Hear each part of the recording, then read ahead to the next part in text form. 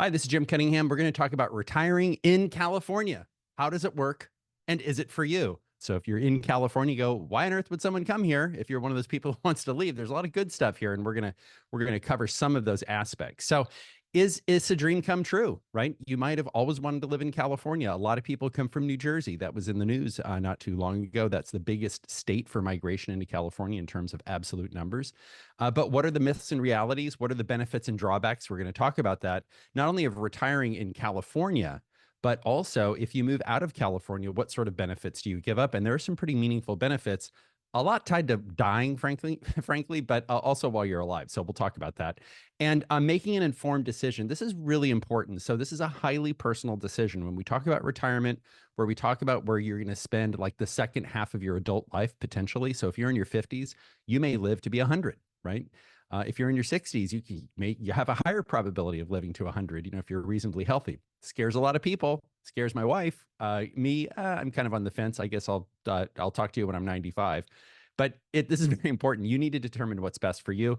We're going to talk about cost of living. We're going to talk a lot about taxes and a little bit about amenities. We've covered that in other webinars, amenities, but we're really going to be focused on three examples of couples who choose to live in California or don't choose to live in California during retirement. California is beautiful. And is this where you want to spend your golden years in the Golden State? And I would say that everyone wants peace of mind about their decision making. You want to make sure that you make the right decision where you retire because, this is a decision that has a lot of consequences and you kind of want to measure 19 times and cut once. Give this a lot of thought. Look at all the considerations, and we're going to cover just some of those.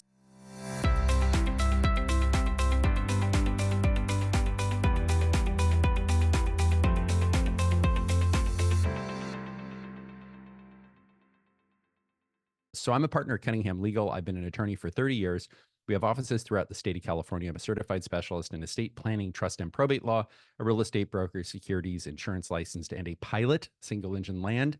These are the attorneys in our firm. We are dedicated to all things creating multi-generational wealth, keeping property from taxing authorities, and getting that wealth to the next generation and enhancing that. So we cover a lot about trust and estates, trust administration, probate, real estate when it comes to a lot of kind of family holdings. It's very important, a disclaimer. I'm a lawyer. I use the term you. There's no attorney-client relationship. And this is very, very important because you do want to seek out competent legal advice. And as we'll see, not only legal advice, but accountancy advice or tax prep advice and financial advisory as well. So we're going to kind of focus on the legal aspects. So what is life really like in California, right? So there are a lot of So if you don't live in California, like, gee, what is it like to live there? I visited, there are a lot of touristy spots, but there are some hidden gems, right, that are just kind of around the corner from the touristy spots, some quiet beaches, even though it might seem like there's a lot of traffic kind of all the time in California, that tends to be concentrated in certain areas. There are lesser known amenities, right? State parks and smaller beach towns, typically up the coast. You go north of LA and you're encountering smaller beach towns. You go north of San Francisco and you're encountering smaller beach towns as well. So very, very beautiful. It's absolutely stunning. So we've got great hills. You can sunbathe at the beach, go walk through gardens, bird watch, or just find a nice place to enjoy being outside. And I will say that I know this personally because my parents moved to Texas maybe about 6 years ago. They moved for family reasons to be closer to my mom's sister. And I will say that my dad especially, he says, I really miss the natural beauty of California. And it's so diverse, just the physical diversity of California. And it's really a beautiful state. Yeah, California has its problems. Like other states have their problems as well. So I'm not gonna sugarcoat this and make it a commercial for California, but there is this physical beauty. And this is what I hear from clients and I hear it from my own family. The number one thing that people miss is the physical beauty and just the stunning, absolutely gorgeous. I was up in Tahoe yesterday and it's just absolutely beautiful there.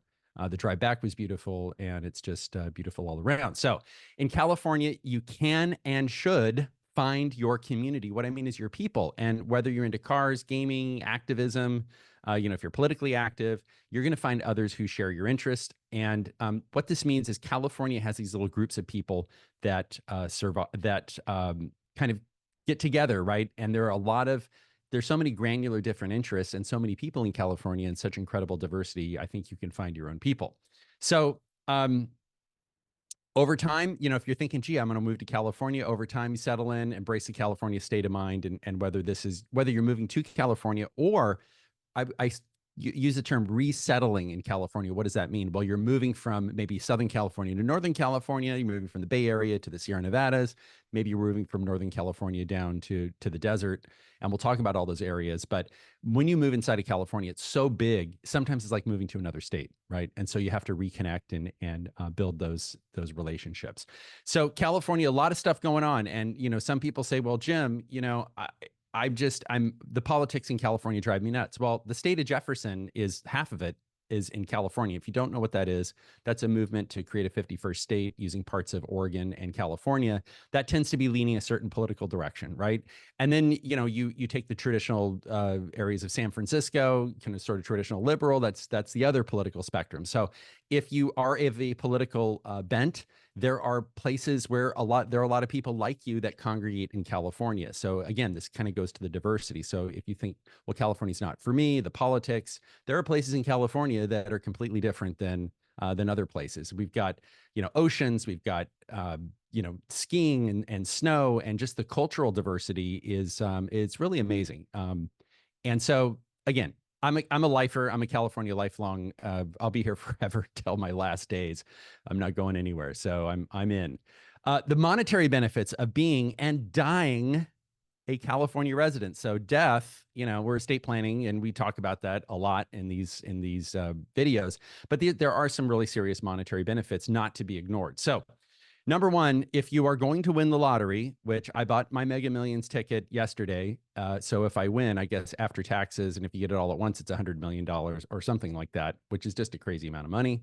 Lotto winnings in California are free of state income tax. So if you happen to be a lotto winner and you're listening to this, kudos to you. If you're a California resident, there is no state income tax on lotto winnings. Don't ask me why. That's just the way it is.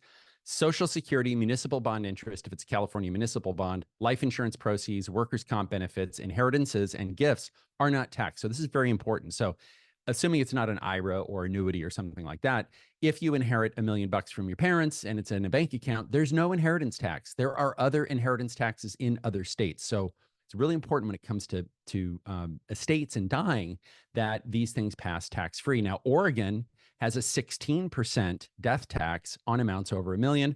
Washington has a 20% death tax on amounts over a little bit over $2 million. So these are real numbers that people actually do pay in Oregon and Washington.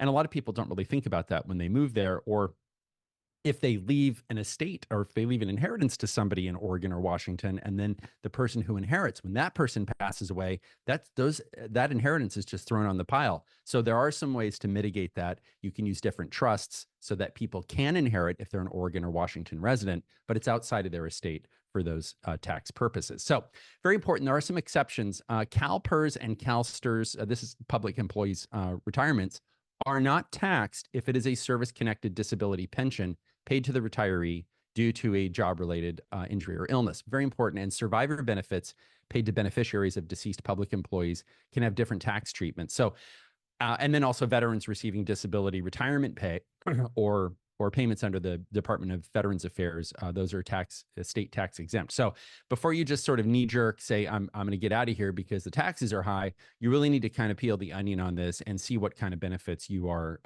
getting. So a huge benefit, and we've talked about this in other webinars, and if this is new to you, and if this is all happening kind of too fast, then we can go ahead and you can watch this, you can rewind the video or play it or watch it online on YouTube. So what are we talking about here? So full adjusted cost basis on community property when the first spouse dies. It's best to explain this in an example. Abel and Baker are married. In 1980, they buy an apartment building for $1 million. Well, now it's worth $10 million, right? Because inflation and things have gone up. Baker receives, so Abel dies, Baker receives an adjusted cost basis. So in this example, Abel dies in 2024, the property receives an adjusted cost basis. And because it was community property, Baker, the surviving spouse, can sell that apartment building free of capital gains tax. So it wipes away, almost $4 million, maybe $3.5 million in capital gains tax. So this is a huge benefit. right? And there is no limit on this. You could have $1 billion in assets. You get a full adjusted cost basis. This is a huge benefit. Now, we're going to use another example and we're going to revisit this because Abel and Baker are going to end up moving to Tennessee. But Abel and Baker are married in 1990. They buy $1 million in XYZ stock. They buy $1 million in stock. It's now worth 10 million. And when Abel dies, Baker again receives that adjusted cost basis on the 10 million because Abel and Baker were California residents and because that was community property. However, if property is titled in Baker's name as Baker's sole and separate property, there is zero adjusted cost basis. So this is very, very important. Title controls, and we're going to cover this in another slide, but title controls in California. So little insider tip here, if you're kind of going, oh, gee, does this apply to me? You really do need to sit down with your, typically your attorney and financial advisor to make sure the titling is correct on your assets. And I'll tell you, one trap we see frequently is Abel and Baker refinance the property, and maybe Abel's got some credit issues. So Abel quit claims the property to Baker, who then gets the loan in Baker's name, and title is vested in Baker as Baker's sole and separate property. That can be a problem if Abel dies because now Baker does not get any adjusted cost basis. So again, paying attention to this, these are things that happen.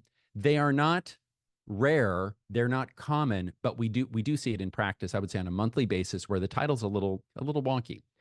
If Abel and Baker, this is very important, are not residents of a community property state. So if Abel and Baker move to a separate property state, that's going to be Colorado, could be Tennessee, they get a partial adjusted cost basis. So if it's not community property, they get a half adjusted cost basis. So because they're no longer a community property resident, then certainly that XYZ stock only gets a partial adjusted cost basis. And it is case specific on whether the California property gets an adjusted cost basis, because once Abel and Baker move from California, it's like almost like a half-life on community property. Is it community property? What about the appreciation? Maybe it's covered by a different set of rules. So when you move from California to another state and you're worried about this issue or you're thinking about this issue, you really do need to engage a team of competent professionals, because it's not easy stuff, okay? And these are the nuances that are very important to pay attention to if you have a significant tax issue. So again, title controls, it really, really matters. So if Abel and Baker are married in 1980, they buy the property and it's in Baker's name because maybe they refinanced, right? And this is probably the most common instance we see. Abel's got some, a 600 something credit rating and Baker's in the 800s, and they go, gee, you'd save 0.5% on your mortgage if Baker's the sole person on title. Abel quit claims to Baker. It's in Baker's name as sole and separate property. It is not, by the way, it is not sole and separate property if they get a divorce, right? Because that property was acquired during marriage. Did Abel have adequate legal advice? I think there are a lot of problems with that if Abel and Baker were to divorce. But understanding California in the 1980s, there were a string of cases that kind of got it wrong, frankly. So we have different rules for death versus divorce. So if you're looking at the rules for divorce, those do not apply to death. Title controls at death. Title does not control during lifetime. So just because stuff's in Baker's name doesn't mean that it's not also Abel's community property. So very, very important, this adjusted cost basis. And think about this. If you have a lot of rentals that are depreciated and your spouse passes away, you're now going to be a single filer. So you're going to be paying higher taxes on the same income. You would want to pick up that adjusted cost basis so you could then start redepreciating your rental property. So very, very important, a very key element in why you may want to be a California resident if a spouse is going to die, right? That kind of makes sense. So Abel and Baker they're married, they have that $1 million stock, they moved from California to Tennessee. Now, that Tennessee is not a community property state. So when they die, that is not community property. So what ends up happening is if you buy it for $1 million and it goes up to 10 million and you get a partial adjusted cost basis, what that means is when you go to sell the $10 million in stock, you have a $5.5 million basis. And so the gain is your sales price minus basis, right? So the sales price minus basis is $4.5 million. It's about a $900,000 federal tax bill. That would have been avoided if Abel and Baker were California residents. So when people say, I'm getting out of California, the taxes are too much, in this case, Abel and Baker kind of stepped in it because they're paying $900,000 more in capital gains tax. They would have paid zero in California. There are some ways around this. So if this is you, if you live in Tennessee or another separate property state and you want the benefits of community property, several states have created community property trusts, and that's something that we can help you with. But it's very important to understand this is kind of a new area of the law. And there are a lot of, we've covered this in another webinar, but there are a lot of rules on this. So very, very important to pay attention to this. And this is why you want to have good advisors. You want to have a good estate planning attorney who understands taxes. You want to have a good CPA, a good financial advisor, because I'll tell you, 95% of people don't know this, right? 95% of the advisors I talk to, they go, oh, I never thought of that, right? So the other benefit of living in California is the Medi-Cal system. So California has extremely generous public assistance benefits. Now, if you live in California, you're going to say, well, that's one of the problems. We're just giving away a whole bunch of stuff for free to people who don't deserve it. And I'm not saying that if you don't deserve Medi-Cal. What I'm saying is this is what other people might say. That is not my belief. Just to be clear, but Medi-Cal is California's implementation of the federal Medicaid program. Medi-Cal is a needs-based program funded with California and federal funds. So this is not just California spending the money, it is California recapturing some of those federal dollars. So understand that. And it's designed to pay for medical care and for public assistance recipients and other low-income persons. And it provides health insurance to 1/3 of California's population. It's a lot of people. That is about 13 million people.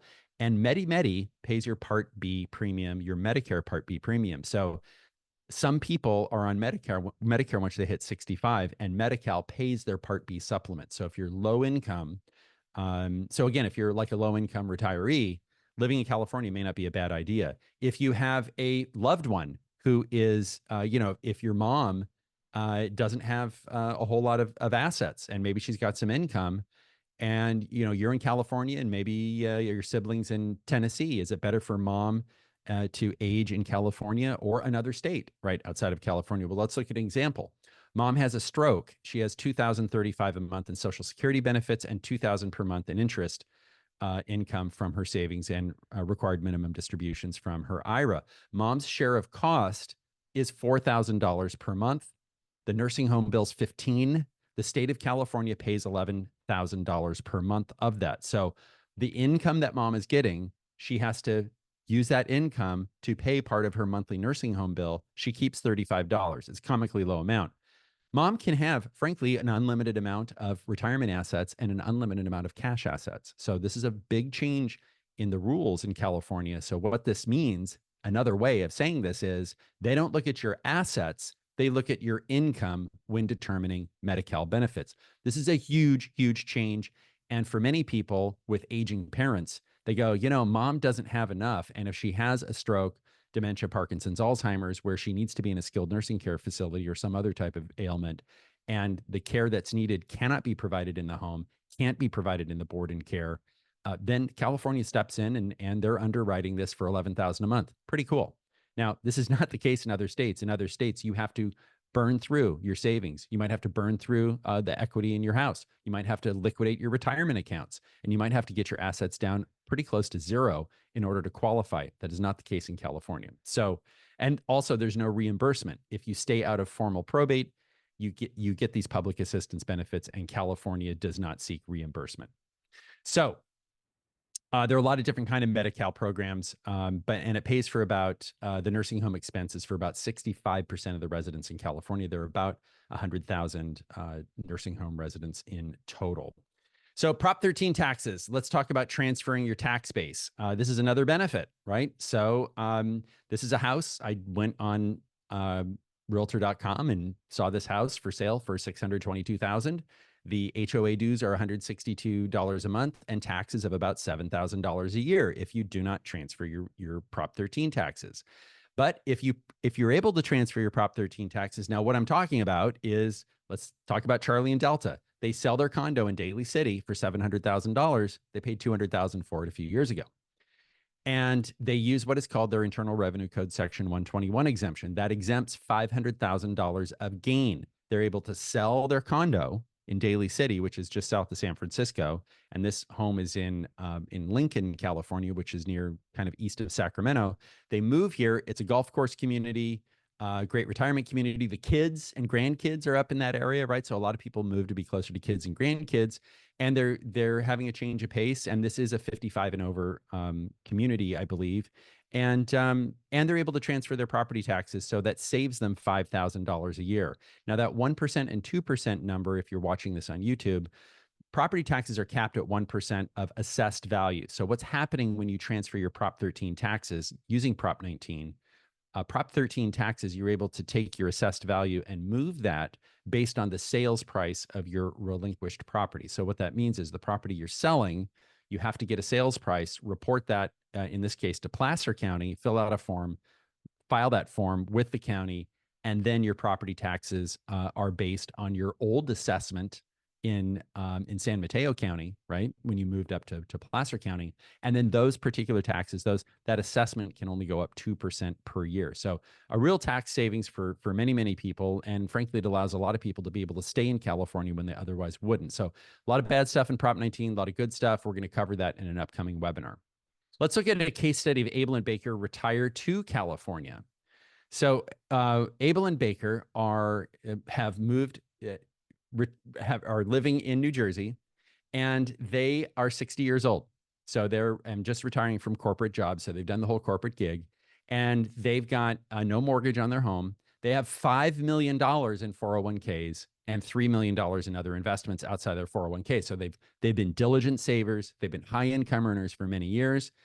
They do not want to retire in New Jersey. They looked at Florida. Florida's not for them. They looked at Arizona. Arizona's not for them. Texas isn't for them. California is. So a lot of times these are like sort of the Sunbelt states that people look to retire.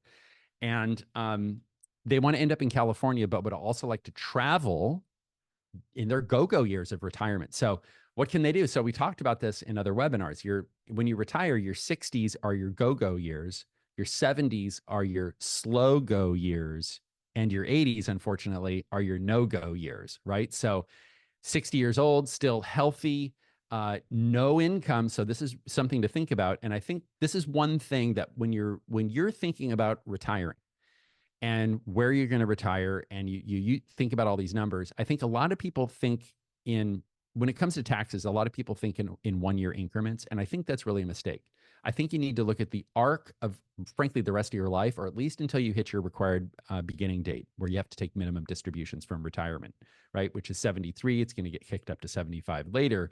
So if you're 60 to that 75 period, that's a 15-year window of time, really. And this is why you meet with the estate planning attorney and financial advisor, lesser extent CPA. The CPA is there to provide the data in many instances.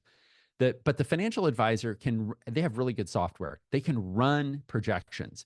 They can say, if you look at this IRA and to do a Roth conversion over a 10-year period when you're not earning money, they might be able to convert a lot of this to Roth. And the benefit, of course, with a Roth is you're paying your taxes now, not later. You do not have required minimum distributions from a Roth. So that money grows tax-free. Distributions are tax-free. It goes to your heirs free of income tax. It is subject to estate tax, but a Roth conversion can be a very, very powerful tax savings tool if done correctly. So let's look at Abel and Baker's example. Abel and Baker lease their home in New Jersey to a tenant. Abel and Baker create an LLC and put their investments into the LLC and name a U.S.-based manager. Now, this is really critical because if Abel and Baker are no longer residents of the United States, that causes a problem with their brokerage account. So needs to be in either a trust or an LLC. And in this instance, we use an LLC, but they may not be able to be the nominal manager of the LLC. Now, they can have a lot of involvement, but once they're a foreign resident, so if they become a resident of London in the UK, or if they become a resident of Spain,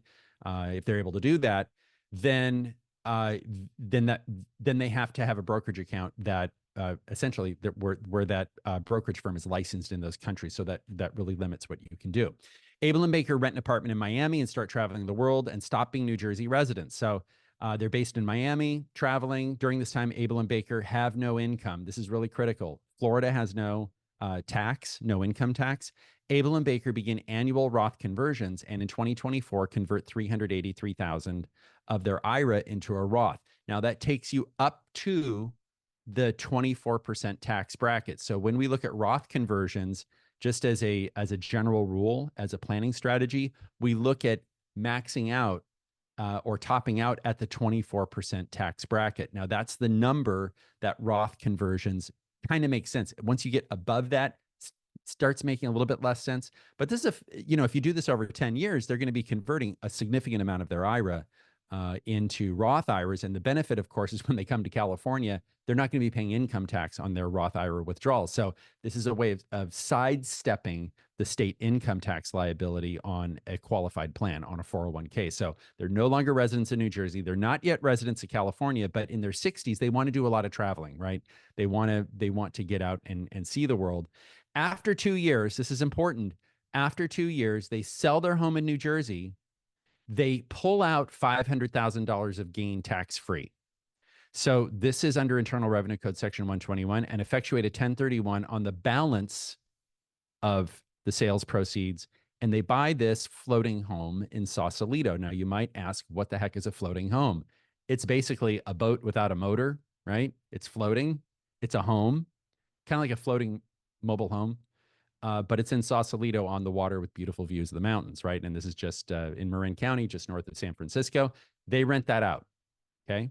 Abel and Baker continue to travel, effectuate Roth conversions, and are not residents of New Jersey or California. They are, the rent from their from the floating home is subject to California source income tax, however. So once Abel and Baker are done globetrotting, they move into the floating home. Now, you need to have I think you have to have a couple of years in there. I would just say you want to have a good solid couple of years of tax returns.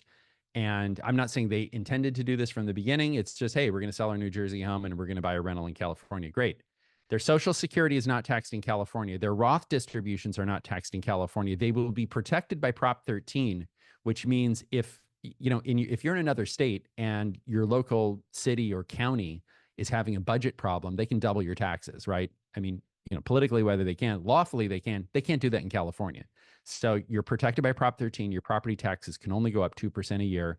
Their investment income is subject to California taxation, and we'll cover in the next slide, how big of a deal is this? So let's say your income is $50,000 and you're in California, your taxable income subject to California state income tax. So remember, we are not talking about Social Security, municipal bond interest, lotto winnings, I suppose. But we are talking about maybe pension income. So this is, and we'll have a slide on pension income as well, an example. So in California, it's $840 if your income's $50, $3,300 if it's $100,000, and $12,000 if it's $200. So it kind of jumps when you cross over that $100,000 mark. In New Jersey, the tax is actually the lowest out of California, Oregon, New Jersey, and North Carolina. Now, a lot of people look at Oregon, a lot of people look at North Carolina. Those state income taxes are kind of high. North Carolina has a flat tax. It's a 4.99% flat tax. I don't know why they didn't make it 5. It'd be easier to do the math. But you can see that the taxes really, there are taxes in California, but again, for this couple, it is worth the price of admission. If they have $50,000, $100,000 in dividend income or other type of capital gain income, the taxes just frankly aren't that much for them. Now, this may be a lot for you. So if your income is in fact $50,000 in retirement and it's all taxable and you move to Oregon, it's a $3,800 tax bill. It's a lot of money. I mean, it's a couple $100 a month. So again, these are things to weigh when you're looking at different places to retire. Now, again, state income taxes can change, right? So it's not static. So Abel and Baker want to retire in California. Here's a big legal issue. And this is something called, I'm getting kind of technical here. So please, I beg your pardon. There's community property, there's separate property. There's something called quasi-community property. What the heck is that? Abel and Baker, while they were living in New Jersey, the property that they acquired during marriage, even though it's not a community property state, if it would have been community property, had they been a California resident, California treats that as community property for divorce purposes, for court purposes, not for taxation. So if you're in court and Abel and Baker are, splitting up, and they're California residents, California is going to go, well, we're going to treat all that property you acquired while in New Jersey as community property, but not necessarily at death, or not necessarily for tax purposes. At death, yes, but tax purposes, no. So for like inheritance rights, if Abel and Baker didn't have an estate plan. So again, this is an issue about when you move from one state to another, there are no federal property rules, and this is kind of confusing for people. The federal government really doesn't define what property is. It is defined by the individual state. So we are a nation of states, and each state defines what is property and what is not property. So Abel and Baker consult with Cunningham Legal to revise their living trust-centered estate plan, ensuring full utilization of adjusted cost basis at death, inheritance protection from future ex-sons-in-law and future ex-daughters-in-law. What am I talking about? The inheritance you leave your kids might end up going to one of their exes. And this provides Abel and Baker with peace of mind. Colorado, for example, treats an inheritance as income for support purposes. So if Abel and Baker's kid inherits $100,000 or inherits $1 million, that $1 million is added to their kid's income if that kid is a Colorado resident for support purposes. That is not the case in other states. So again, not only is it the state of residence where you live, and when you're looking at how do you protect an inheritance from future ex-sons-in-law and ex-daughters-in-law, you need to look at the state that that child is living in to figure out what's the best way to protect that from ending up going to an ex. Let's look at Hank and Wendy. They leave California. We see this example, we see a lot. Hank and Wendy want to leave California. Now, the reason they're leaving and the reason they're moving to Tennessee is to be closer to their grown children and grandchildren, because the kids moved to Tennessee 5 years ago, right? So a lot of people say, I'm leaving California, as my parents did, not necessarily for cultural reasons, not necessarily for financial reasons. It's because you want to be near your family, all right? And so that's most important. So again, when you're going through this, when you're looking at where's the right place for me to retire, if you want to be near your kids and grandkids, I guess that's kind of a question, or if they want you near them, it's something to think about. How does this weigh? How important is this to you? So this is very important. Hank and Wendy, their pensions will be taxable in California, but not in Tennessee, because Tennessee does not tax those. Now, Hank and Wendy, when they leave California, they're not a California resident. This was a U.S. Supreme Court case. California cannot tax that pension, even though the money's coming from California, even though it was earned in California. So if you're a recipient of a pension, and I use the CalPERS example because this is a state employee, you would think that it might be still subject to state income tax, but it's not.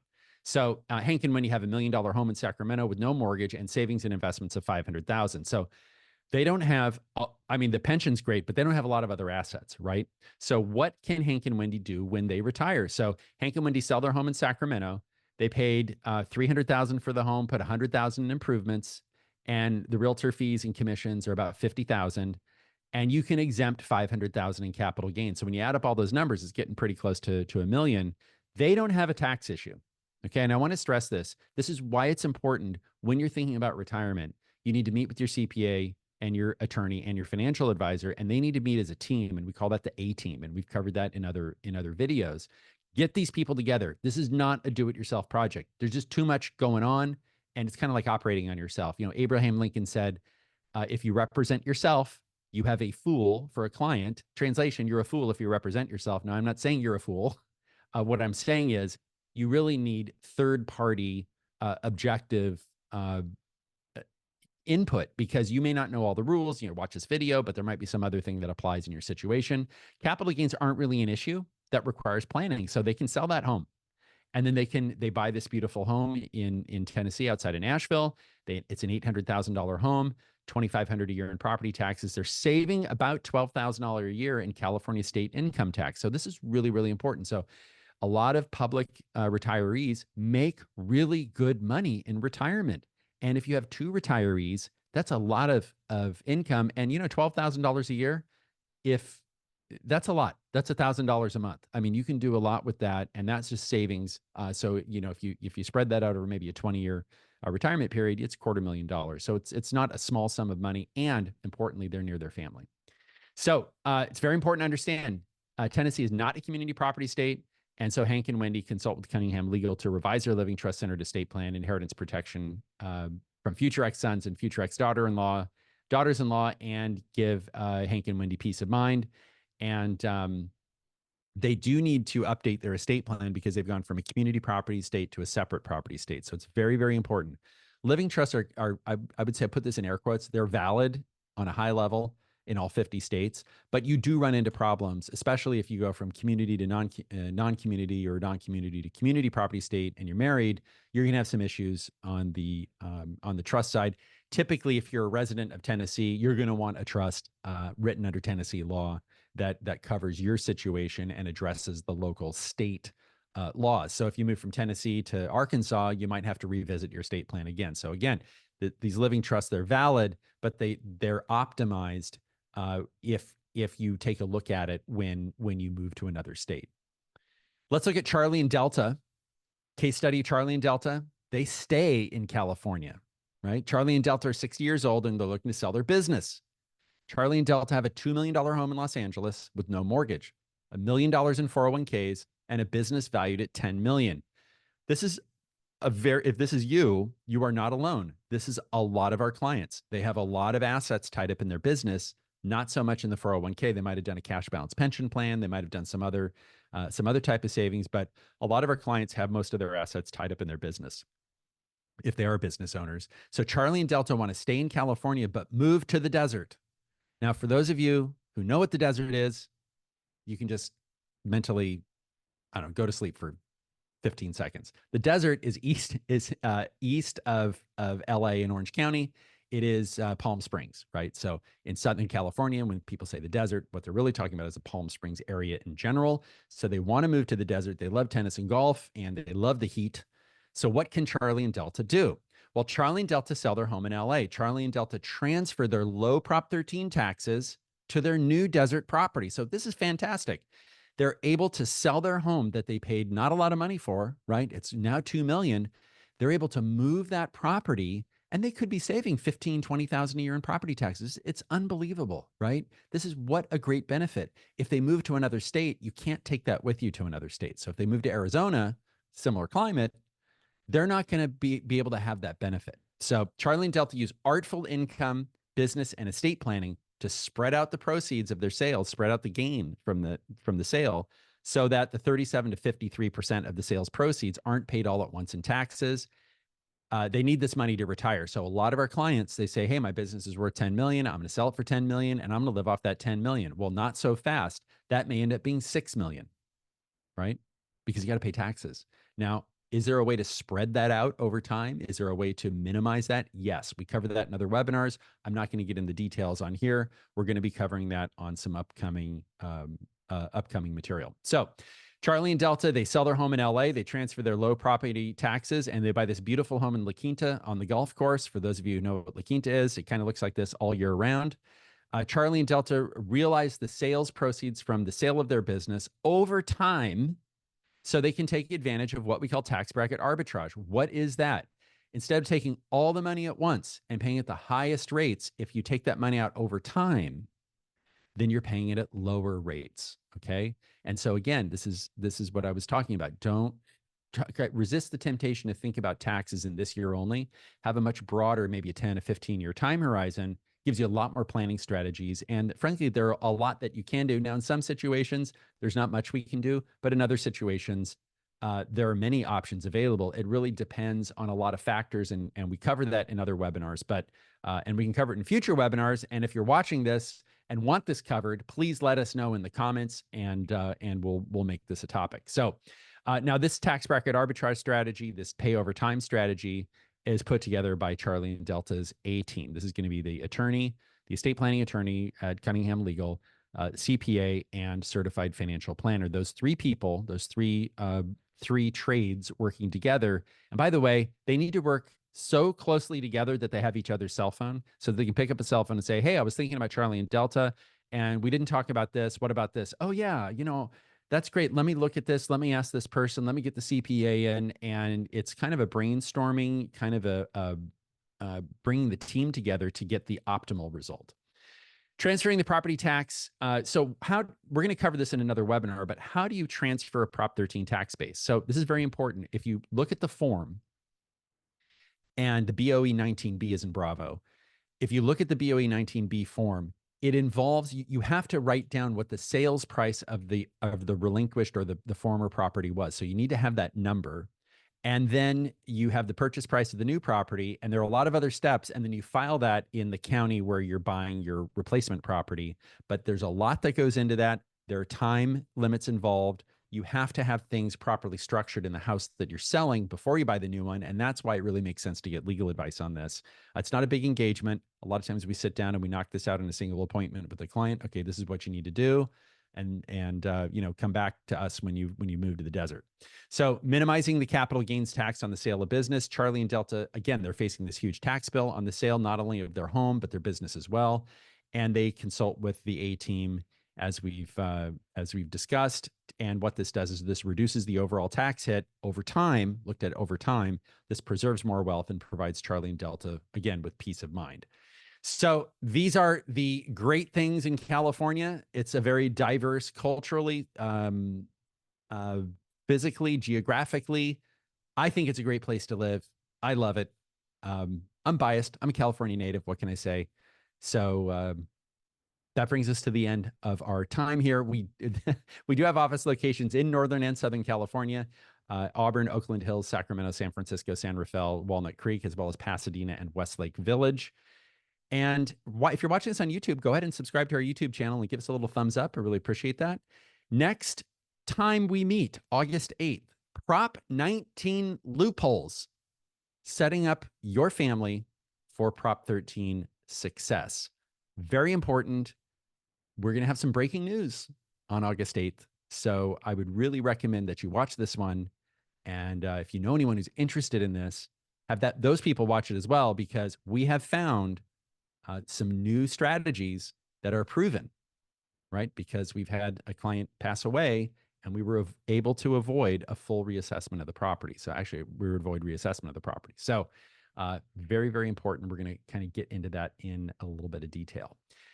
And now we will open it up for questions. If you're watching this on YouTube, just keep watching, because the next YouTube's video is going to roll up. And if you do have questions and you're watching this on YouTube, please put it in the chat. We do like to answer the questions, and put your comments in the YouTube Q&A or chat, whatever it is, the comment section on the YouTube video. And if just keep watching this, and you're going to see the next video just magically roll right after this one.